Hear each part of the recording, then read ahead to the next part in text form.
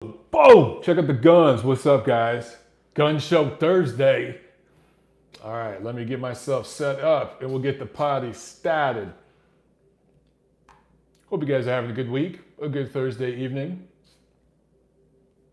Get my chat set up. We're right at 7 o'clock, so guess what? We're gonna go ahead and just get started. You guys can jump on as you get the notification for this video. Let's go ahead and get started. Welcome back, fight fans, to episode number 184B of the Neutral Corner Boxing Podcast. I am your host, Michael Montero, for Boxing Monthly Magazine and BoxingMonthly.com. And of course, it's Thursday night. It's the preview portion of the show. I see a bunch of you guys jumping here, jumping on the chat. Make sure as you join on here, smash the like button and your homework, your fee for this episode. Remember, guys, I do not charge a monetary fee for this podcast. I just ask that you guys kind of do a little homework for me, a little fee. And this week, all I want you guys to do is continue to spread the word about the 2 shows a week deal that we're doing here, where we got the the review show on Monday, preview show on Thursday. Keep spreading the word about that. Let's get more people watching the Thursday show or listening to the Thursday show later on iTunes, Spreaker, everywhere that podcasts are heard. All right, let's get into some news and notes, man, because we got a few things to discuss. I'm sure you guys are going to have some questions. Real quick, some ratings, and not very good ones from Top Rank. That Navarrete de Vaca card, that doubleheader on ESPN last Saturday, it averaged 471,000 viewers. You got to remember, okay, if you're talking Fox Sports 1 or something like that, that's a pretty good rating. But ESPN, you're in 86 million homes. So I think, 1% of that would be about 860,000, right? So you're at basically 0.5% in terms of the average, all the homes that ESPN's in, about 0.5% of them tuned in to watch this card live. So that's not the greatest rating. It's the lowest of the few cards Top Rank has done this summer on ESPN.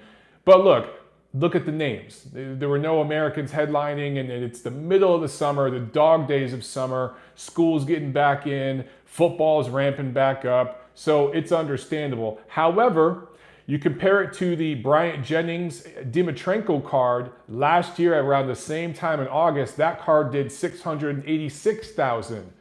But then again, we could say those were heavyweights, and Jennings is, of course, American. So all those things make a difference. But hopefully, that September 14th show for Top Rank will do better, because their ratings have been declining with their few, the 3 cards I think they've done. They've done a card in June, July, and August now, and I think each one has trended downward.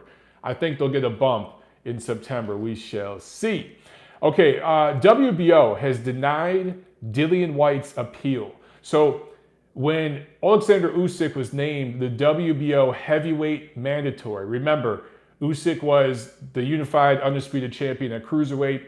He dumped his titles there, moved up to heavyweight. The WBO has a rule that if you move up in weight and you were their champion in a lower weight class, you can automatically be stated as the mandatory in your new division if that's what you want. They did it for Terrence Crawford, right?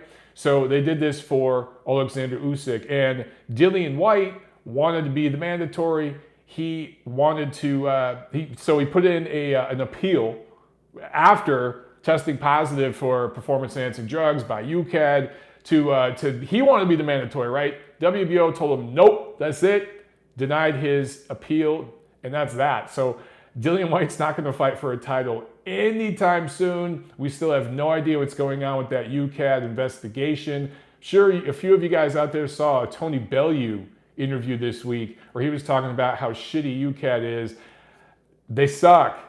I'm just going to say I don't like their process. I've been saying that forever. I've been saying that years ago since this case came up, right? So now, other people are starting to catch on a little bit. I've never liked their process. Okay, let's talk about Triple G. We got some news with Triple G, okay? So first of all, his fight with Sergiy Derevyanchenko, which I told you guys is happening for October, that's official now.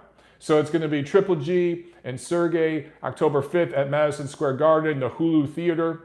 And I think that they'll do, they'll sell out the Hulu Theater. Obviously, that's not going to the main arena. Guys, this is a pretty damn good middleweight scrap. This is every bit as good of a fight as Canelo versus Jacobs was back in, was that? Yeah, it was May. This is actually going to be better in terms of action. And in terms of rating, so right now at Ring Magazine, right now Canelo's the champion at Ring Magazine. This is the #1 versus #6 middleweights. And at Boxing Monthly, we don't list champions on our ratings on our website. If you go to our ratings at Boxing Monthly, we have world ratings, and then we have British ratings. And if we don't rate champions or anything like that, it's just 1 through 10 in each division. I think that's the proper way to do it. But anyway, so this is #2 versus #7 for Boxing Monthly, #1 versus #6 with Canelo being champion for Ring Magazine. So this is a pretty damn good middleweight fight. And this is good stuff from DAZN that you guys are getting. So now let's talk about Triple G partnering with Matchroom. So Triple G Promotions partnering with Eddie Hearn and his Matchroom company to promote future events together going forward. Now remember, these two entities worked together with the Kell Brook fight going back a few years, right? So they met each other years ago, long before this DAZN thing even existed. These two guys, or these two companies, essentially, because it was Triple G Promotions. Yes, he was still working with what was K2 Promotions, which is now 360 Promotions. But they came across the pond and they were going to fight, who the hell was it? It was Chris Eubank Jr. they were going to fight. They ended up fighting Kell Brook. And of course, that was a deal with Matchroom. That was a Matchroom card that they kind of came over there and worked on. So, fought on, I should say. So these guys have known each other for a while. And now what's interesting is I'm already seeing some fun, just typical trolling on Twitter. And I've seen some videos on YouTube already talking about what this means for Tom Loeffler, what this means for Gennady Golovkin. And look, there's a lot of people that really, really despise Eddie Hearn. They really dislike Eddie Hearn. And there's a lot of people that don't like Gennady Golovkin.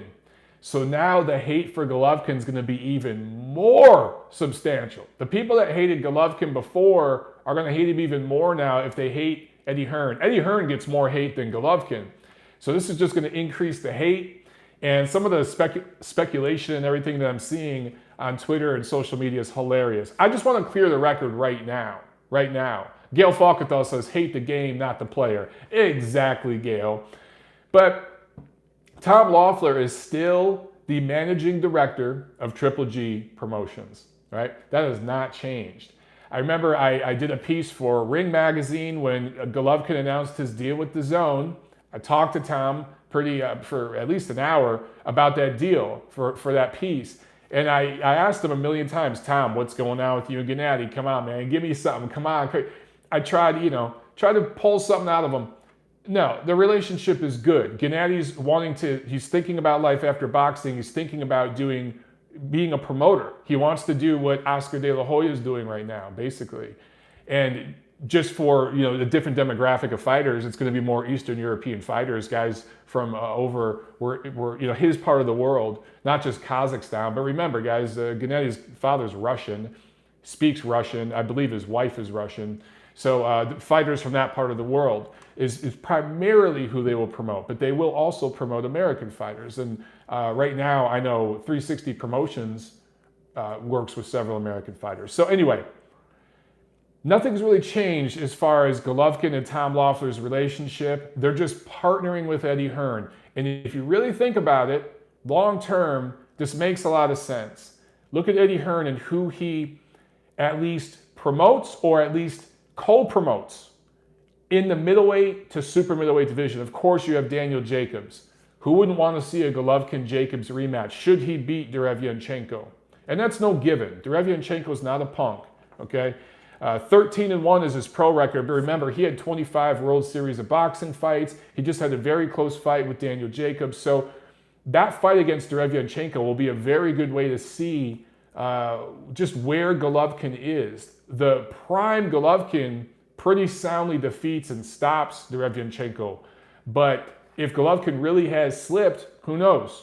Anyway, Daniel Jacobs rematch. Billy Joe Saunders, who just signed with Eddie Hearn. Of course, Demetrius Andrade.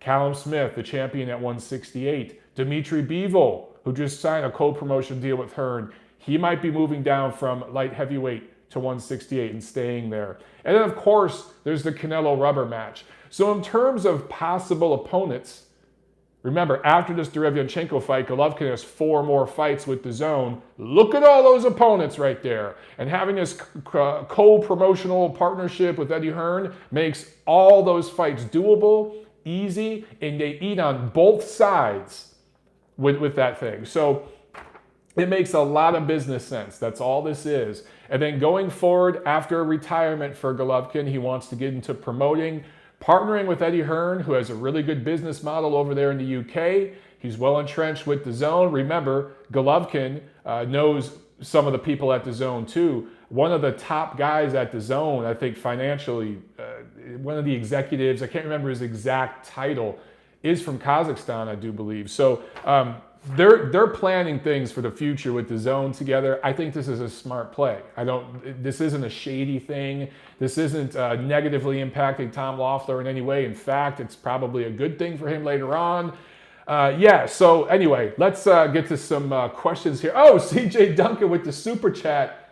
He says, Montero on Thursday, MOT. What's good, bro? What's up, man? How you doing? Are you going to Spence Porter, CJ? I want to let you guys know. So Tiffany and I have confirmed it. We are absolutely going out to LA to cover the Spence Porter card. I'll be doing some work for Ring TV. I'll also be doing some work for Boxing News 24. And I'll be doing some work just for MOB, just for my channel. So I'll be working, just working my butt off for that whole week. But we're getting there like well before fight week. We're getting there, I want to say like September 20th or something. And we'll be there for almost 2 weeks. We'll go down to San Diego for a few days. But all in all, we're going to be there for like 2 weeks. So anyway, any of you guys going to that fight, let's get up. Michael Barrios, I'm going to try to make it. Yeah, dude, I know. You better, regardless, we'll hang out. You know what I'm saying? Me and you and the ladies will get together. We'll hang out. CJ, let me know if you're going to be in town. We'll hang out. He says, MJB Taco says, let's grab dinner. Hell yeah. Joe 56984 asks, is Dan Rafael a jerk at the fights? Okay, let me say this. Dan Rafael is a peer. I don't want to shit talk any peer, but I will say this. I've had 2 very different interactions with Dan Rafael. Very interesting. When I was first getting started on the beat in Los Angeles, I covered the Bernard Hopkins, Chad Dawson card at Staples, right? I can't remember who I was writing for, but I remember I'd taken the subway down there. It was one of my first bigger events that I covered in LA. It was, I was really happy. I was excited. I saw Dan Rafael after the fight walking out. I don't know if he was catching the train or what, but I just kind of walked up to him and I was like, hey, Dan, I'm starting out, young boxing writer, and I read your column, I read your columns, I read your chats. I know he does weekly chats, or at least he used to. And I went to shake his hand and he pulled back and he almost flinched, like he thought I was gonna punch him or something. He thought I was gonna mug him. He had the weirdest reaction. Like he literally thought I was some crazed, deranged crackhead or something that was gonna clock him. And he pulled back and got all weird. And then he just kind of shook and did one of these fist bump things. Like he didn't want to shake my hand. Years later, when I had built up a little bit of a name, I was covering, I don't know if it was a Klitschko, no, I think it was a Golovkin fight in New York. It might have been Klitschko's last fight in New York. And I met Dan Rafael, but I was introduced to Dan Rafael by a very well-known boxing publicist who works with a lot of fighters. And Dan Rafael shakes my hand. We're right by the ring. You know what I'm saying? We're right there ringside, got the credential, and I'm being introduced by a veteran in the business, So then Dan Rafael came right up and shook my hand. It was like, what's up, man? A totally different aura about him. So anyway, I just always remember that. Sorry for boring you with that story, but I just remember those 2 things, those 2 extremes of how Dan Rafael looked at me in between, where I'm at in the business now and where I once started. But, hey, maybe it was outside, it was downtown LA, and I don't think Dan is a city kind of guy, a street kind of guy. So maybe I had a backpack on and headphones, and maybe I just looked like a creep or something, and he thought I was going to rob him. Maybe that's all it was. But anyway, James Burrell asked, is Dan Rafael a jerk at the buffet? Oh, that's not nice. That is not nice. That is shaming, my friend. Jose says, woohoo, LA, I'll see you there. All right, brother, hells yeah. Coast to coast, LA to Chicago. Well, you're going Chicago to LA, but yeah, I'll see you there, bro. Gail says, Rafael has always been cordial to me and traded great restaurant recommendations. He is the Helen Thomas of boxing. There's a lot I could do with some of those comments there, Gail. I'm just going to leave it as is, okay? Let's get into the fight preview. We actually have a lot of stuff going on this weekend. So Thursday, August 22nd, Fantasy Springs Casino, Indio, California. There's a Golden Boy Promotions card with a few different prospects that they're going to be streaming on Ring TV. So guys, check that out. Friday, August 23rd, Roy Jones Jr. boxing card on UFC Fight Pass. Gary O'Sullivan, Spike O'Sullivan of all guys on that card. At least he was on the schedule last time I looked. And a couple of New York-based prospects who I think were born in Latin America but now fight out of New York. Also, Broken Arrow, Oklahoma, a showbox card from Holden Productions and Salida Promotions, and one of the best American prospects right now, Jason Enos, 22-0, a welterweight out of Philly. He's on that card. Also, Shojahan Ergashev, 16-0, 200 plus amateur fights. He's a 140 pounder, originally from Uzbekistan, now fights out of Detroit. And Vladimir Shishkin, 8-0, super middleweight out of Russia. So that should be a fun showbox card. Now, Saturday, August 24th, we have another UFC Fight Pass card from Alpine, California. This is, of course, Roy Jones Jr. Promotions. He has a deal with those guys, several prospects. So none of Roy's fighters have really broken through, but he keeps them busy. These shows are going on all the time with UFC Fight Pass. So, maybe one of these guys will break through at some point, and that could really change the game for Roy Jones Jr. Promotions. Also, there's an interim bantamweight title fight in Manila, Philippines. John Riel Casimero going up against Cesar Ramirez. A strawweight title fight from San Juan, Puerto Rico. Vic Saludar going up against Wilfredo Mendez. And a flyweight title fight in Nagoya, Japan. Kosei Tanaka defending his flyweight WBO title against Jonathan Gonzalez. Not Johnny Gonzalez, Jonathan Gonzalez. So Tanaka is kind of knocking on the door of the pound for pound list, right? One title's at 105, 108, 112. My problem is it's all WBO. It's all in Japan. Again, some of these Japanese guys, it's really hard to say. I hesitate to throw them on the pound for pound list. Now, Naoya Inoue, the monster, he's absolutely pound for pound. But there's a few of these other guys, and Tanaka's one of them, where it's like, okay, dude, let's leave Japan. Or at least if you stay in Japan, let's unify titles. A few of these guys will jump up in weight and everything, but they'll defend the same title, just like Tanaka with the WBO. I'd like to see him get more on the world stage. We shall see what happens there. Also, Saturday in Edinburgh, Texas, about 20 miles north of the Mexican border, Fox Sports 1. There are 15 fights on this card.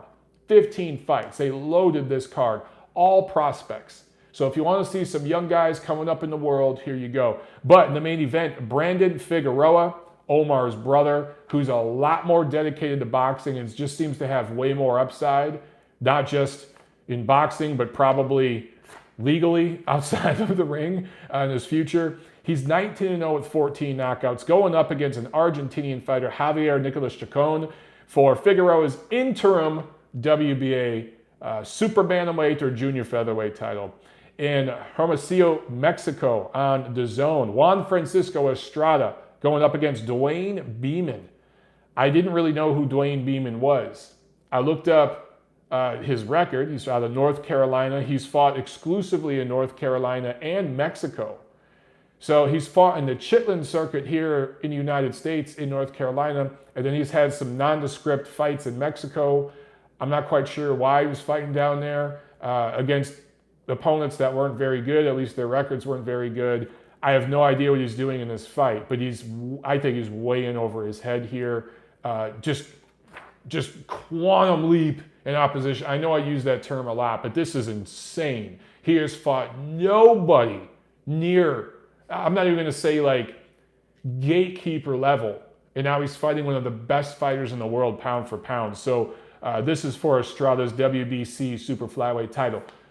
Is Estrada going to play with his food and just kind of get some rounds in and get some work in to prepare? He says he wants a unification fight with Kal Yafai next, and that could absolutely happen on the zone. That's a good fight, a real good fight.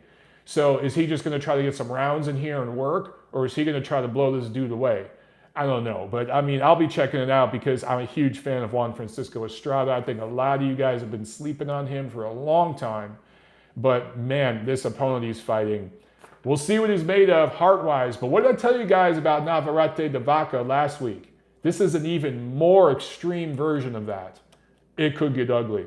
Also on this card, another Uzbekistan fighter. What did I say about Uzbekistan's amateur program on Monday's show? What did I tell you guys? Right now you got these Ukrainian kings, right? A few years from now, it's going to be the Uzbekistan clique. I'm telling you, it's coming. It's coming. And here's another one of them. Shakram Giasov, 8-0 out of Uzbekistan, now fights and lives out of New York. They put this kid on the fast track. He's going up against a pretty decent level opponent for his 9th pro fight. Also, Croatian heavyweight prospect Filip Hrgovic and Liam Smith and Jono Carroll are on that card as well. But the big one this weekend, out of Chelyabinsk, Russia, ESPN Plus. And this fight's going to be on like in the afternoon here in the States. So you're going to get some Saturday afternoon boxing, and then later on at night you can watch the DAZN card and everything else. But afternoon here, it's going to be night over there in Russia. Sergey Kovalev defending his WBO light heavyweight title against Anthony Yarde. A lot has been made about this fight, and the hype's been building up. You saw a lot of stuff on Twitter. I'll say this about Anthony Yarde. He does an awesome job on social media, man. He does a great job marketing himself. He's very, very active on his Instagram and his Twitter. He's built up a following, and he's really promoting the hell out of this fight, way more than Sergey Kovalev is.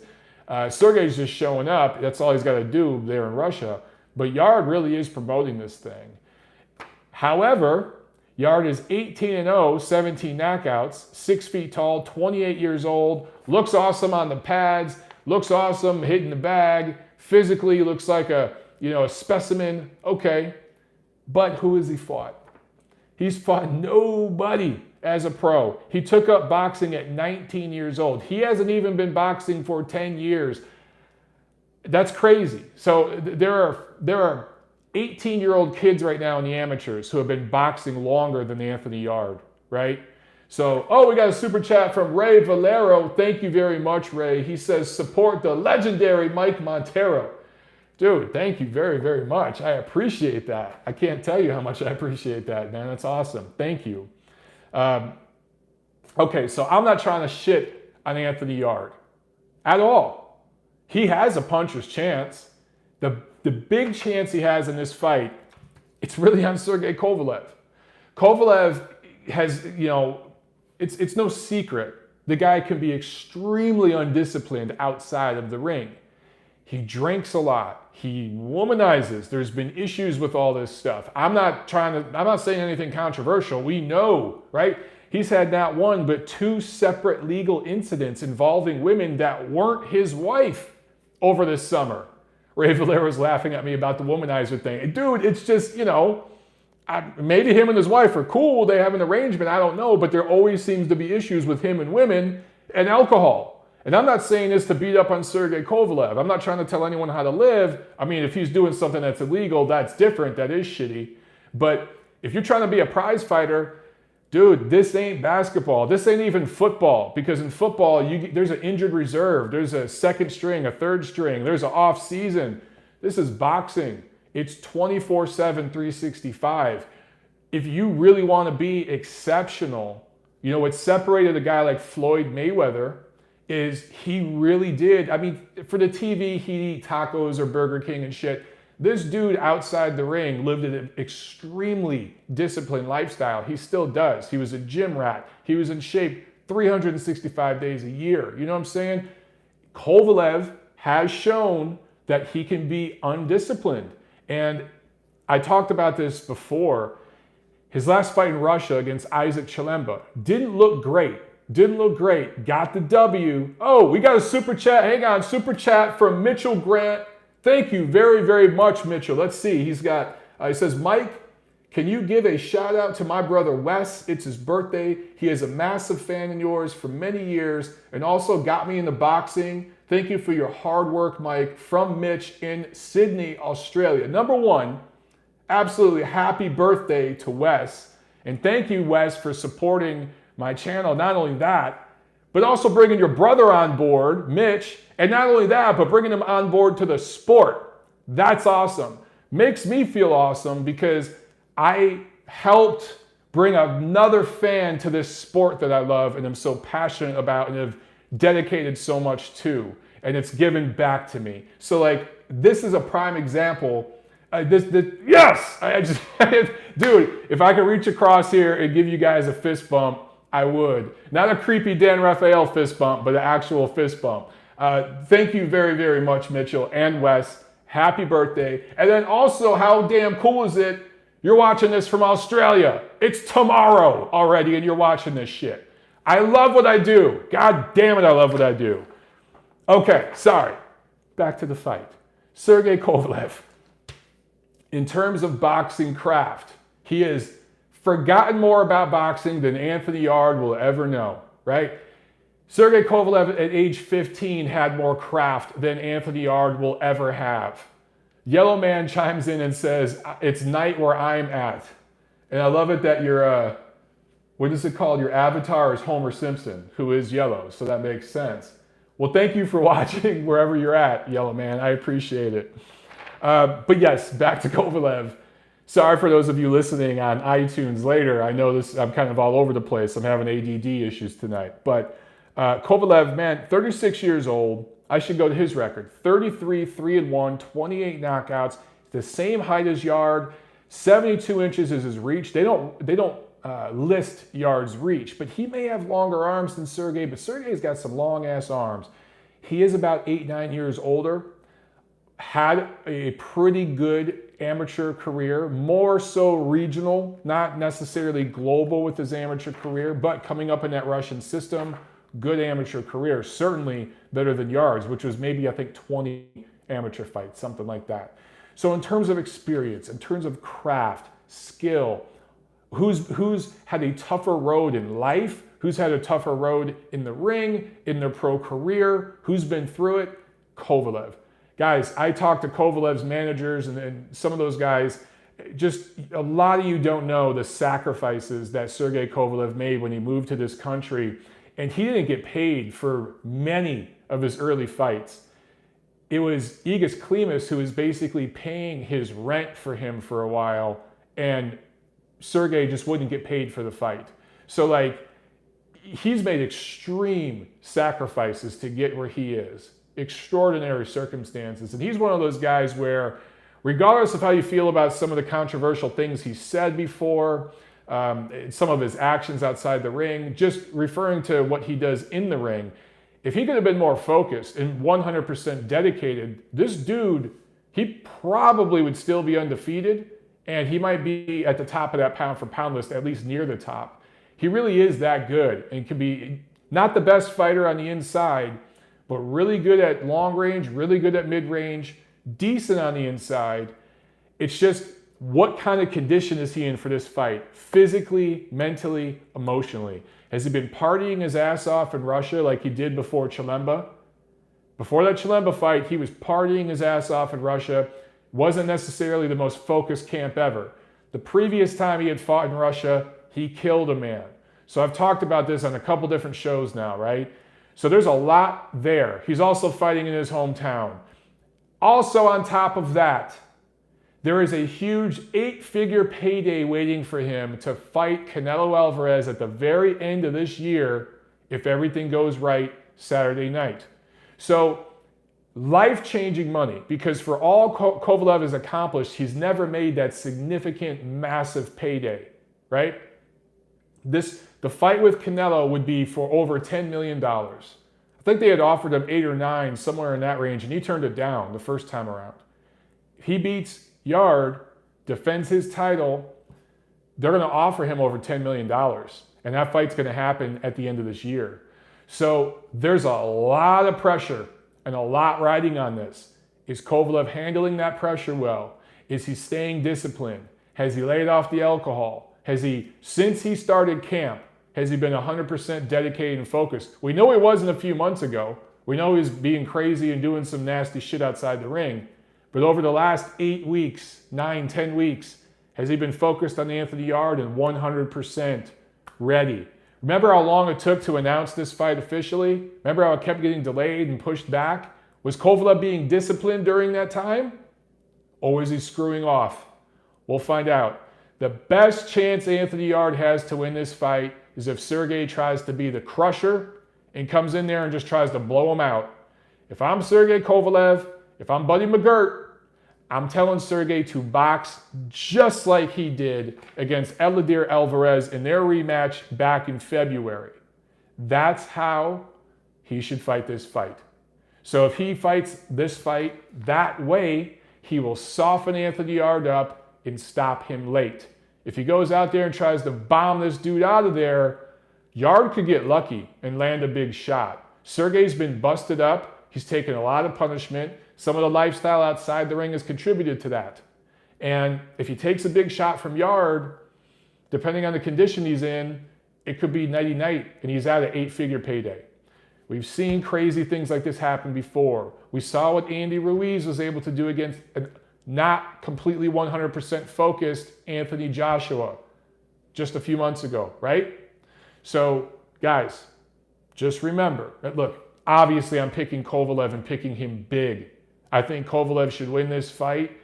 If he's anywhere near top form, I don't think Yarde should win more than a round. Seriously, maybe Yarde wins the first or second round or something like that. Other than that, Kovalev should dominate, and he should stop him late. But if he has to go all 12 and win a decision, do that. Secure the fight with Canelo. In fact, if I was a betting man, I'd maybe bet the decision, because Sergey's going to want to play this one safe to secure that payday. Remember when Canelo fought Julio Cesar Chavez Jr.? And everyone's like, oh, he's going to blow him out. He's going to knock him out, this, that, the other. It went 12 rounds. You could tell Canelo was pulling back. He wasn't going 100% full on, right? I think that's what you're going to see from Sergey here. I think that's a smart play. It secures that Canelo date and payday, not only because he beats Yarde, but he comes out without an injury, no headbutts, no cuts, nothing that delays that fight with Canelo from happening. Because Canelo wants to fight Kovalev this year, and then next May, the rubber match with Triple G is going to happen if everything lines up the way that all these guys involved want it to work out. That's what's supposed to happen. That's the script right now. But hey, the script can always change in boxing because of the left and the right. That's why I love this sport. So can Yarde upset the script the way Andy Ruiz did earlier this year? We shall see. All right, that's enough for the review. Let's get into some of the chat here. Tim Nick says, Charles Barkley beats Otto Wallen. At basketball or boxing? At boxing, Otto Wallen beats Charles Barkley. Trust me. I know Otto Wallen isn't a huge name, but a guy who knows what he's doing with his fist versus a guy who doesn't. Plus, Charles Barkley is very obese, not in the best shape. Yeah. You guys, even if it's not a world-class level fighter, and I know you're just telling a joke, Tim, I get it, but I've seen journeymen get in there with like really good athletes from other sports, and those dudes tuned up these athletes. You'll see a guy from football think, oh, I tackle people for a living, I could get in here and box, and they get their ass handed to them by a dude with a pro record of 8-23. Boxers know what they're doing. There's something to it. Let's see. Canada Chris says, too many signs that Kovalev is ripe to be taken for the second time, in my opinion. Canada Chris, look, man, it's all there. It's there for Yarde to take advantage. Can he do it? I don't know. Again, if I'm a betting man, I'm betting Kovalev, probably Kovalev decision. And he'll play it safe in this fight and secure that big payday with Canelo.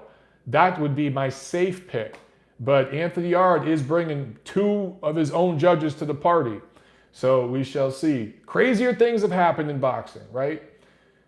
Tony Yayo asks, the chat just updated. Has Ruiz agreed to the Saudi event? As of now, no, Tony. However, I still think that fight's going to happen. There's a contract. Just like Prograis and Taylor are now negotiating their fight for the World Boxing Super Series. Remember, Prograis had threatened to pull out. These contracts, these guys know what they're doing. So there's a contract there. Ruiz has to fight. Tony Yayo also says, Kovalev got robbed in that Ward duo. Heard he made less than $1 million for the second bout. Yes. And some of that was some of the politics Ward and Rock Nation kind of played. There were to get into it would take an hour, but there were things that they were able to do to the contract and everything else to limit Kovalev's power to the point where they were basically backed up against the wall, and main events, for them to not bleed money, had to pay Sergey shit. And Andre Ward's money was guaranteed, so he didn't care that the pay-per-view sold like shit and everything else. For Andre Ward, he was trying to minimize how much money Kovalev could make and make as much as he could make. Again, to get into the details, guys, it'd take forever. Tony Yayo also says, Tony Yayo's got a lot of comments here. He says, Triple G Murata will happen in Tokyo soon. That fight is possible at some point. It is possible. It's a big event over there. It's a huge event. Faint Cantu says, Andre Ward should never commentate for his fighters again. I think Andre Ward's turning into a good commentator. I think he's doing a really good job as a commentator. Louis Garibay said or asked, do you think Triple G fights in late December or early January? Assuming he beats Derevyanchenko, the plan is to come back early next year. It would be late January, early February, something like that. It might not be the best level of opponent. It's the opponent. It's probably going to, people are going to troll the level of opponent. But it's also going to be, okay, in May, we're fighting Canelo for a third time. So it'd kind of be a stay busy type of fight. Azier says, Usyk versus Fedosov, is it official? I don't know if it's official quite yet, but it's going to be announced soon. So Alexander Usyk is fighting Andrei Fedosov. Is it Andrei?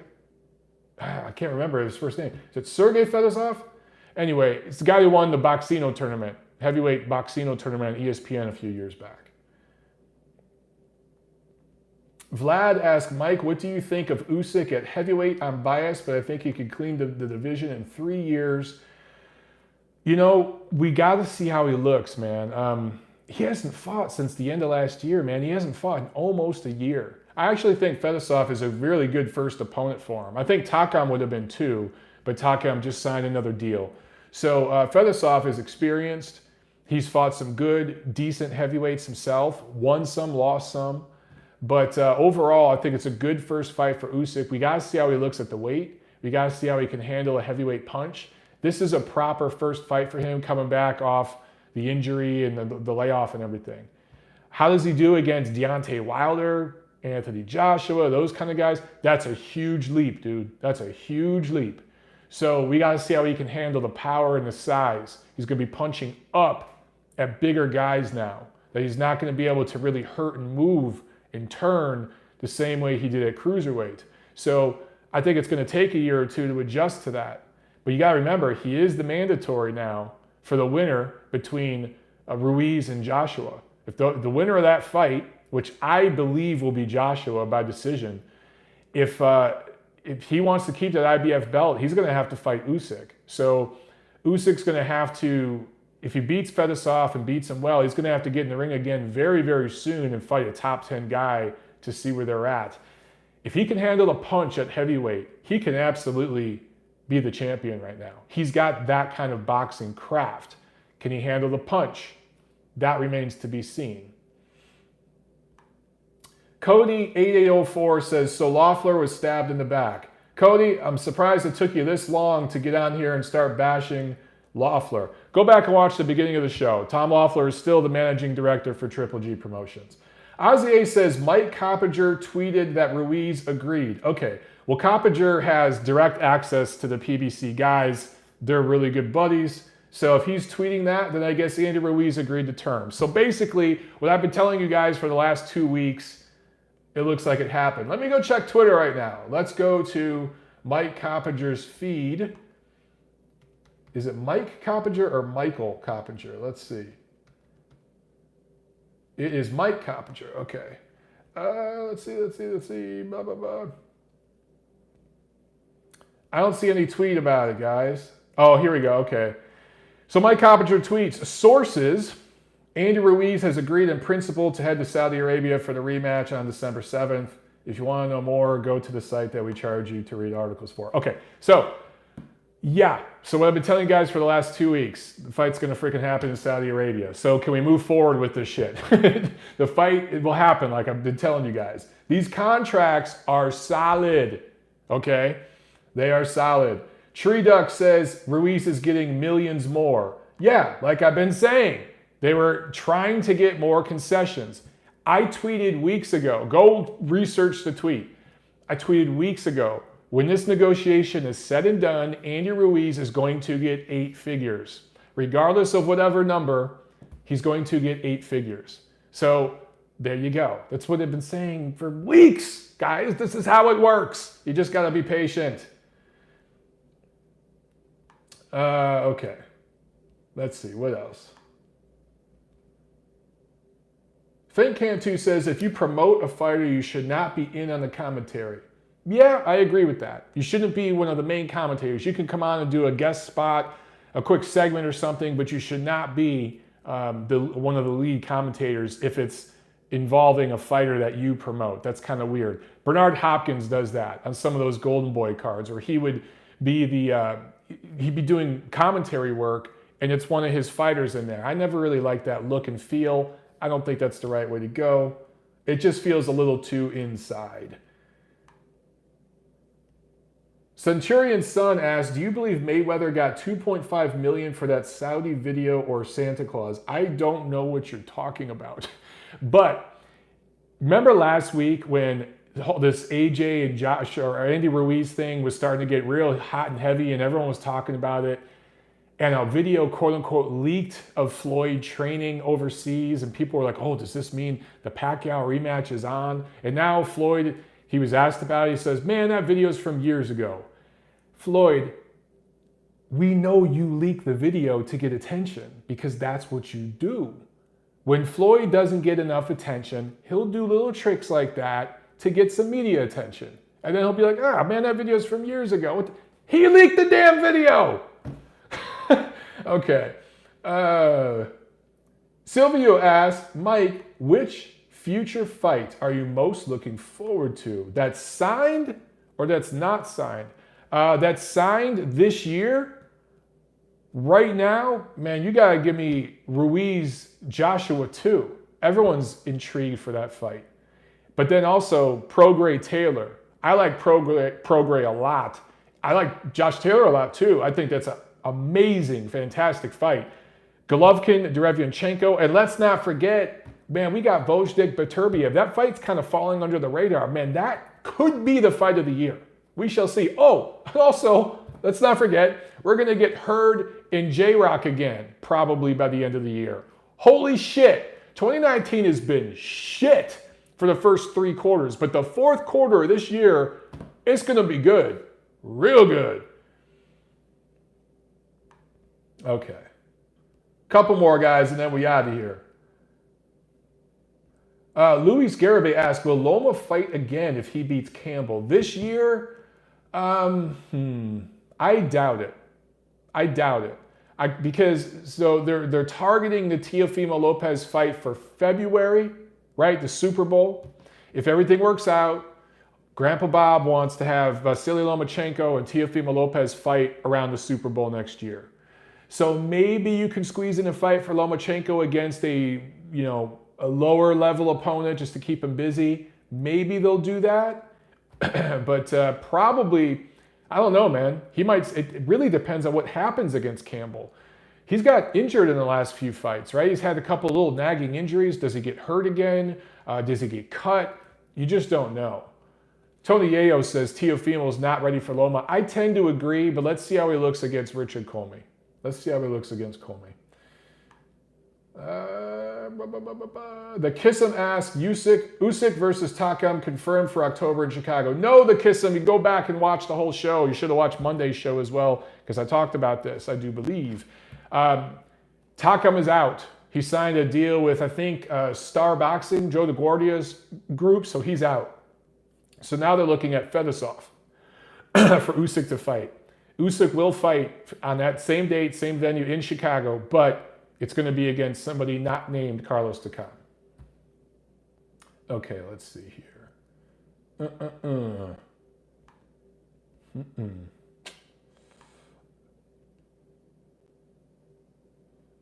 Guys, Cody's talking shit about Usyk's googly eye. Cody, are you going to make jokes about Tevin Farmer's googly eye? Let's see. I don't make jokes about either of their googly eyes, because I think that's kind of childish. That's just me, though. Anyway, all right. One last question from Tony Yayo. Why is Espinoza throwing shade at Fox for using his fighters? I don't know what you're referring to, though. If you're referring to Steven Espinoza talking shit on Twitter, that seems to be all he does recently. He should be doing less shit talking on Twitter and getting more fights scheduled on Showtime.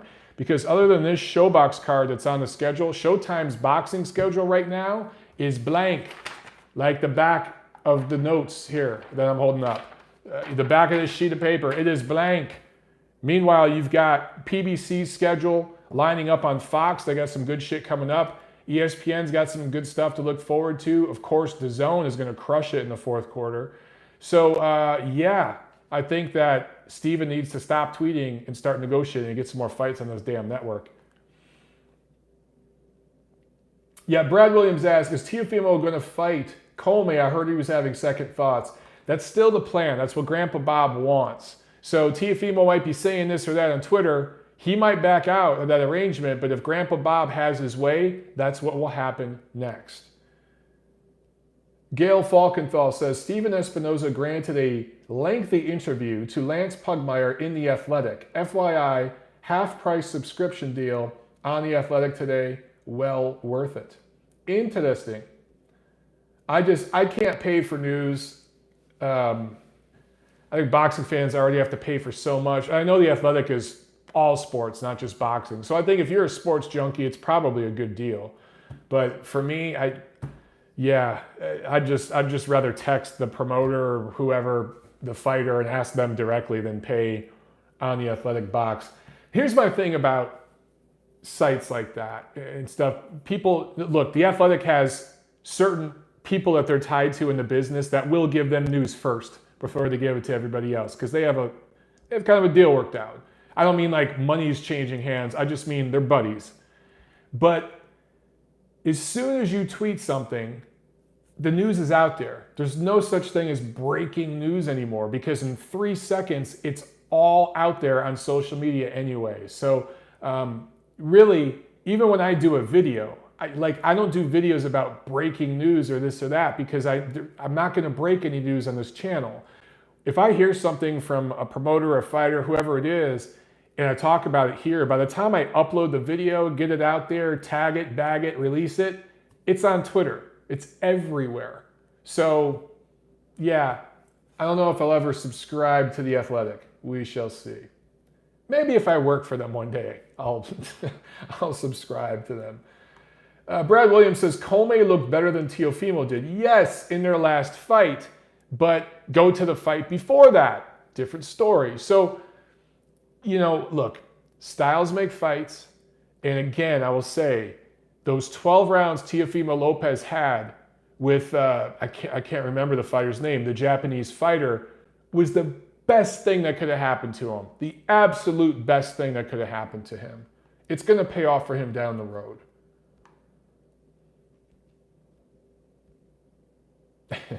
Tim says I'm too slow. Omar Rodriguez asks, can DAZN buy the rights to the HBO boxing library? No, they cannot. No, they cannot. Different entities own that property. So it'll stay where it is as far as ownership for now. Maybe chunks of it will be broken up and sold later. But HBO will continue to do sports documentaries and things like that with some of that footage as they so please. I gotta tell you guys, I used to get HBO, and for a long time I got it for free.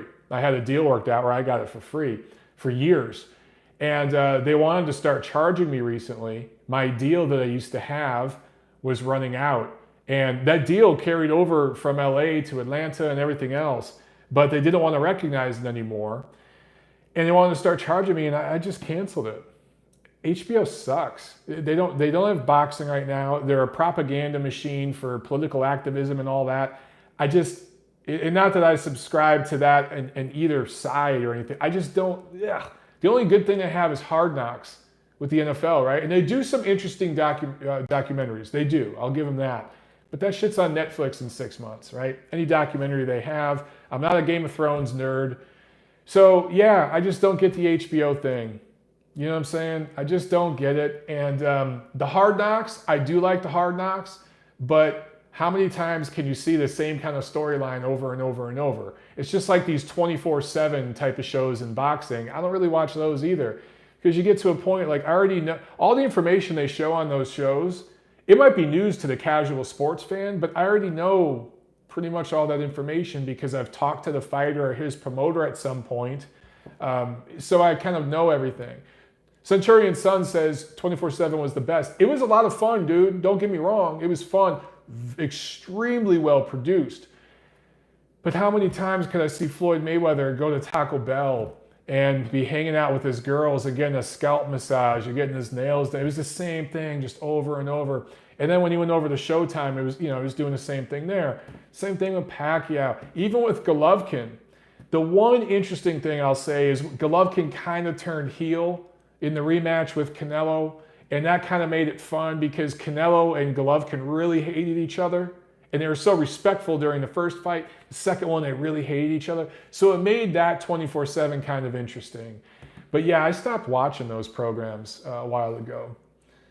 Canada Chris says, I like Bill Maher's show. Canada Chris, I used to love Bill Maher's show. I used to be a big Bill Maher guy, but he sold the fuck out, dude. The last few years, he let O'Shea Jackson punk him on his own show. He's become a corporate man. He toes the line on certain political issues, but then other issues he'll actually speak the truth on. Bill Maher is completely sold out and just become another corporate puppet. That's all he is at this point. He produces a lot of stuff at HBO, and he doesn't want to mess that up. Yeah, he let O'Shea punk him right on his own show. He completely lost his balls. Yeah, you guys are asking who's O'Shea. O'Shea Jackson is the guy, he calls himself Ice Cube, the 50-plus-year-old millionaire who acts like he's an oppressed guy. Basically, it was two millionaires arguing on Bill Maher's show, and Bill Maher, on his own show, let this dude completely punk him. And I'm like, dude, where's your balls? Bill Maher of 20 years ago would have told O'Shea Jackson to go fuck himself right in his face. Even if he punched you or something, you still would have said that. That was the Bill Maher I respected. It got him fired from a couple jobs, but he told the truth the way he saw it. Even if I didn't agree with it all the time, I agreed with a lot of it. But he kind of lost that along the way, and he's just become another corporate shill. He's just a bag of shit. The last time I liked Bill Maher was when he stood up to Ben Affleck a little bit that one time. That was fun. Ben Affleck, Jesus, what a clown that guy is. Gail Falkenthal says, wait, you don't watch Ballers? Is Ballers a show on HBO? Then no, I don't watch it. Yeah. Let's see. Vlad Mash says, Bill is a lefty puppet. Yeah, well, look, Vlad, I'm a classical liberal. I'm a moderate liberal, moderate, lefty, however you want to word it. So there are a lot of issues, when it comes to religion and certain things like that, that I agree with Bill on a lot of things. I'm not indoctrinated in the cult religion of intersectionality and the hierarchy of privilege and the oppression Olympics and all this kind of shit. I don't subscribe to that stuff. So I can't ride with Bill on that because he doesn't believe in that shit either. Okay? If you go to one of Bill's parties and you talk to him off the record, and, you know, I can't say too much here, but when I first went to Hollywood, I may have went to one, but you go there and you talk to him off the record, he's coked out of his mind half the time, but he'll tell you the truth about how he really feels about certain things. And he used to go on a show and talk that way.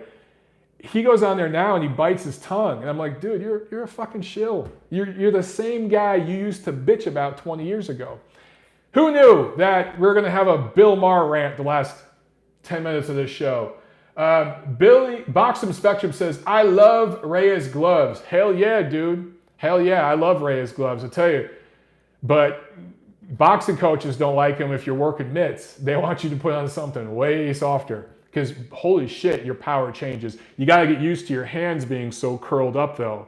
But those gloves, you feel the power right away. Centurion Son asks, Grant versus Reyes. Reyes are the hardest punching gloves I've ever put on. You instantly feel the difference, but they will do some work on your knuckles. You gotta, you know, they talk about Mexican style hand wraps. There's a reason the Mexican fighters put so much gauze because those Reyes gloves, if you tape up like normal, let's say if you're putting on some Everlast, and then you do the same tape job with some Cleto Reyes, you feel the difference instantly on your knuckles. You really, really do. Gail says, there's a reason all the vicious Mexican fighters wear Reyes gloves. Hell yeah. Hell yeah, you feel the difference right away. The Fight Scout says, those gloves from the 80s and 90s are the hardest gloves I've ever worn. Yep. Hell yeah. Tommy Boseo asks, you think you could be a good corner man, Montero? Hell yeah, I could. I'd be a chief second. I wouldn't be the head guy. But absolutely, I could do a good job in the corner. Abso-freaking-lutely. All right, guys, we've been going for about an hour. So we'll go on. We'll leave on Tony Yayo's last question. Is Joey Spencer the next big thing? No. All right, guys, that's it. Remember to do your homework. Spread the word about the Thursday show. I'll see you at the fights.